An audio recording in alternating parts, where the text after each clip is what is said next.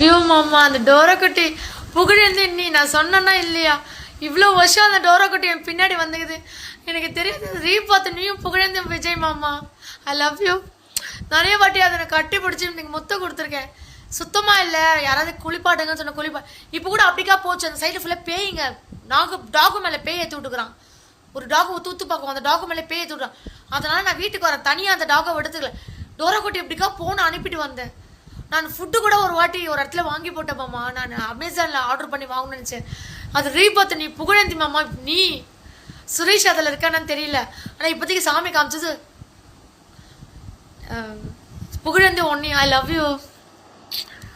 என் கூடவே நின்றுது மாமா. அன்றைக்கி பேய் இங்கே வந்துட்டே இருந்தது. 40 பேய்ங்க, அந்த மும்பை பேய்ங்க திருவமூலியமா என் கூடவே நின்றுட்டு இருந்தது மாமா. கோவில்கிட்ட கடிச்சு குதிரக்கூடாதா வரவங்கள அப்படின்னு சொல்லு. அது என்ன பண்ண முடியும்? இப்போ நான் அப்படிக்கா போட்டு தான் வந்தேன் நான் மேலே. நீயும் ரீபாத் மாமா, அது நீயும் புகழந்தியும். அது புகழந்தினால தான் நீயும் புகழந்தி ஒன்றுன்னு சொன்னா இல்லையா? என்னோட இஸ்ரேல் ஹஸ்பண்ட் நீயும் பாய் ஃப்ரெண்டாக இருந்தாலும் நீங்கள் 2 பேர் தான் வருவீங்க சுரேஷ். ஐ லவ் யூ. முன்னால நீயும் வர்ற, பின்னால நானும் வர்ற, எல்லாமே கூடி வர்ற, எனக்குன்னா பிடிக்குது, எனக்குன்னா பிடிக்குது. எல்லாமே கூடி இப்படிதான் ஆடிட்டு வந்து சிக்கன் சாப்பிட்டு எல்லாமே பொல்லாத நேரம் எல்லாம் இல்லாத போயிடுச்சு, சொல்லாம சேர்த்து வச்ச கனவிங்க பல்லிக்குது. டோரா குட்டி தான். ஐ லவ் யூ.